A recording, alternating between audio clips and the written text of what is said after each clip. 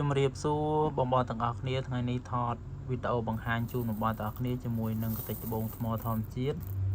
គឺត្បូងអាវ៉ែនតរិនបៃតងត្បូងស្រូបលុយបៃតងមានជាបកគោលមានជាបាល់ទៅចូលស្តុកថ្មីនេះគឺទំហំ50លី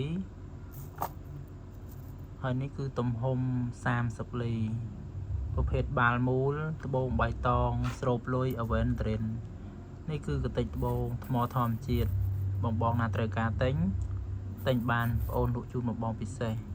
បងដែលចូលមើលវីដេអូបងអូនជួយចុច like page follow ម្នាក់មួយផងដើម្បីបានមើលវីដេអូបងអូនថ្មីផុសបង្ហាញជូនបងប្អូនទាំងគ្នា